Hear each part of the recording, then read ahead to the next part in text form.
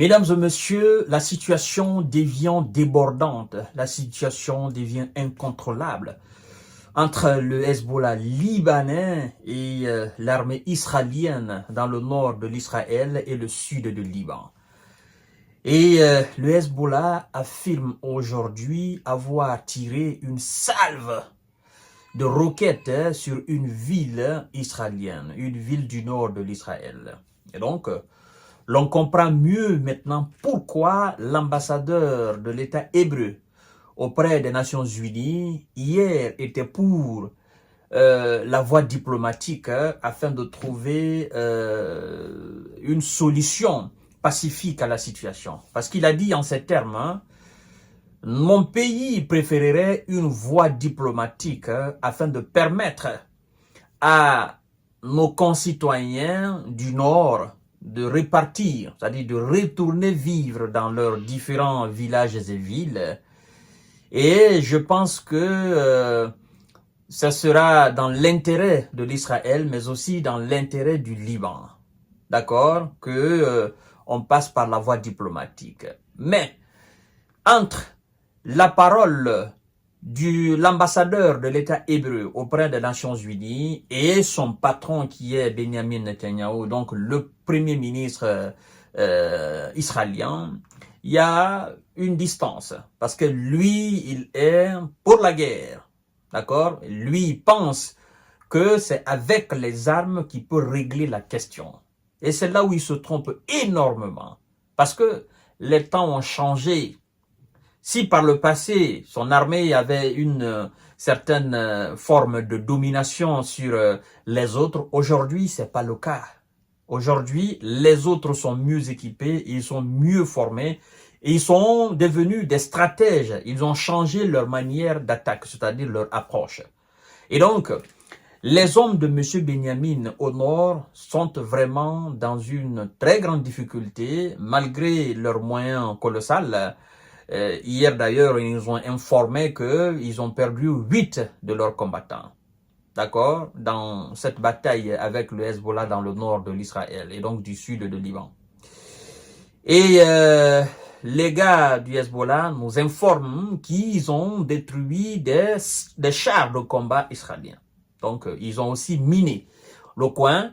Ils ont miné des bâtiments dans lesquels, n'est-ce pas, étaient susceptibles d'accueillir effectivement des soldats israéliens, des bâtiments qui ont explosé. Et donc, bon nombre de soldats israéliens sont partis. Donc, le Hezbollah dit d'ailleurs que les chiffres que l'armée israélienne donne, que ces chiffres sont fauchés.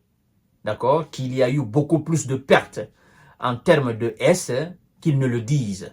Bon. C'est de bonne guerre, il y a aussi une guerre de communication derrière, donc c'est à nous de juger. Alors, mesdames et messieurs, partagez la vidéo dans tous les groupes possibles, la situation devient très très difficile. Le Hezbollah libanais affirme avoir tiré des roquettes sur la ville de Libériade, dans le nord d'Israël. La ville de Libériade, c'est une ville israélienne dans le nord. En fait, quand vous regardez la carte, vous voyez clairement la position géographique, c'est-à-dire la géographie des deux pays. En fait, le Liban est assis juste sur l'Israël. L'Israël est juste en bas, le Liban est en haut. Et donc, dans le sud du Liban, effectivement, c'est là où se trouve...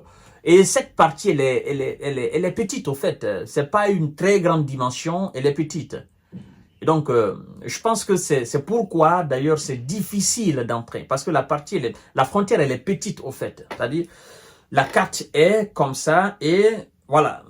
La carte a forme de Coca-Cola, en fait. Donc, le milieu, là, c'est là où se trouve la frontière et c'est là, c'est petit. C'est là où il y a la concentration du côté du Hezbollah, mais aussi du côté de l'armée israélienne. Et c'est là où ils tentent aussi d'entrer. Donc, le Hezbollah nous informe qu'à chaque tentative de l'armée israélienne de pénétrer ou d'entrer effectivement sur le territoire libanais, qu'ils sont frappés, ils sont repoussés.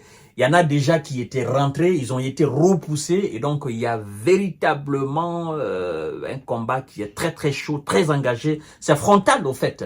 Donc, il n'y a pas lieu de se cacher. Ils se voient, en fait. Et c'est ça le problème.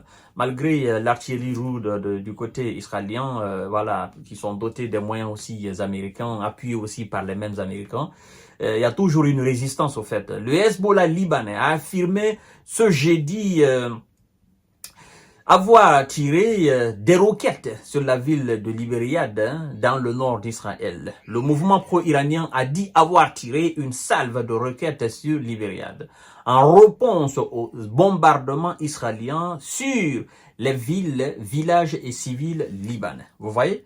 Donc, ils se permettent même maintenant de frapper sur des villes de M. Benjamin Netanyahu, qui constitue en quelque sorte un affront, une humiliation pour lui, parce que dans un passé récent, il ne pouvait pas s'imaginer que ces gars puissent faire des attaques sur des villes. Et donc aujourd'hui, le gars, il est devenu un peu... en fait, il se prenait pour un très grand prince, mais là aujourd'hui, il redescend un peu. Vous comprenez? Il redescend un peu.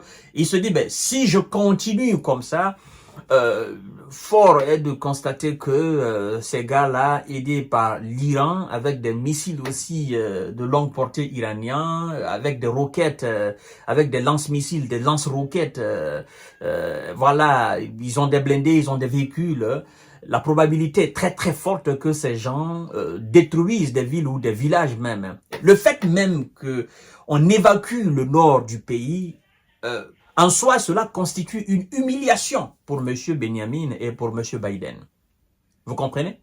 Parce que eux, ils sont censés combattre les gens en dehors de l'Israël. Ils sont censés mener le combat soit au Liban, soit dans un autre coin, mais pas quand même sur le territoire israélien. C'est-à-dire que ce qui était prévu et ce qui est même prévu par les alliés de M. Benjamin, en fait, c'est que l'espace aérien ou terrestre même de l'Israël ne soit violé par les tirs ou par les actions militaires des adversaires de l'Israël. Mais les technologies militaires sont très très avancées aujourd'hui. La preuve en est que quand vous voyez la distance qui sépare l'Iran à l'Israël, vous vous dites, mais l'Iran est vraiment en avance maintenant là.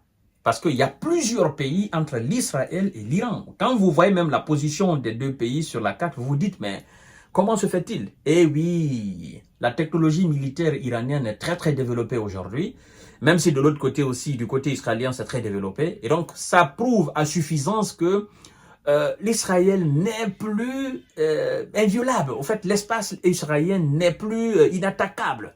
Vous voyez? En fait, le pays n'est plus à l'abri des différents tirs, non seulement du Hezbollah, de l'armée libanaise, mais aussi de l'Iran. Vous voyez, c'est ça qui est difficile, c'est ce qui est devenu un drame dans la chose, au fait.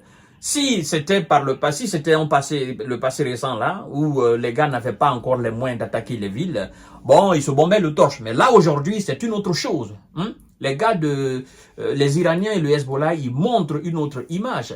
Vous voyez? Donc, vous envoyez au Liban, nous aussi nous envoyons, vous comprenez? Vous avez les systèmes de défense, nous avons les systèmes de défense, d'accord? Eh ben, vous arrivez à intercepter quelques-uns de nos missiles, nous arrivons aussi à intercepter quelques-uns de vos missiles. Mais il y en a qui passent par les mâles de filets et ça atteint effectivement des cibles et ça vous fait mal. Voilà un peu. C'est pourquoi M. Benjamin doit changer de politique. Sinon là, je ne crois pas qu'il puisse gagner. Hein. En fait, ces gars-là, c'est pas la Palestine. En fait, c'est pas Gaza. C'est différent. C'est totalement différent. C'est pas les mêmes moyens. Les gars de Gaza là, bon, ils n'ont pas les moyens. Ils n'ont pas de très grands missiles. Ils n'ont pas ces obus. Ils n'ont pas cette technologie militaire très avancée. Par contre, les adversaires d'aujourd'hui, ils sont vraiment déterminés. Ils en ont les moyens. Voilà. Donc, je crois que c'est à cause de tout ça là, l'ambassadeur a voulu vraiment qu'il passe par la voie diplomatique. Sans quoi, lui, voilà, il est inquiet. C'est ça la réalité. Il est inquiet. Et je crois d'ailleurs que c'est ce qui retient M. Biden. Parce que, en fait, si vous ne le savez pas, la terre israélienne, je dis comme ça, c'est comme les États-Unis. L'Amérique préfère aller faire la guerre ailleurs. Mais l'Amérique évite toujours de s'attaquer à tout pays dans ce monde-là qui a la capacité de toucher le sol américain. C'est-à-dire, tu restes chez toi, mais tu fais des tirs te permettant d'atteindre des villes comme New York, Washington, Philadelphie, machin, dans les États de Pennsylvanie. C'est-à-dire que tu as les capacités de toucher le sol américain sans même que les radars ou les systèmes antidéfense aériens des États-Unis ne soient capables de t'arrêter. Voilà. Ils vont passer alors par des sanctions. Ils vont passer par mille manières pour te faire la guerre, mais ils ne te feront jamais la guerre frontalement. Et c'est ce qui retient d'ailleurs, c'est ce qui fait d'ailleurs que M. Biden n'accepte jamais d'entrer en conflit direct avec la Russie. Et c'est cette politique que M. Benjamin devrait adopter. Et s'il fallait faire quelque chose, il faut mesurer la capacité de frappe de son adversaire. Bon, je vais m'attaquer à telle personne. Est-ce qu'il a la capacité de me toucher à partir de chez lui? Ah oui, s'il a la capacité, donc tu passes autrement. Toi qui veux préserver l'intégrité territoriale de ta ville, de tes villages, toi qui veux préserver la dignité de tes citoyens, tu passes par autre chose. Parce que de toutes les façons, tu sais que si tu le touches, ben évidemment, il va te toucher aussi. C'est là le problème aujourd'hui. Et c'est ce à quoi les militaires de M. Benjamin sont confrontés. Donc, mesdames et messieurs, voilà ce qui se passe. Les combats continuent et ça fait vraiment rage. Ça inquiète, hein, ça inquiète les institutions internationales. Mais bon, ils ne font pas pour le moment d'actes concrets. Donc, je serai devant vous tout à l'heure pour notre série d'informations de décortiquage. Partagez la vidéo dans tous les groupes possibles. Merci beaucoup.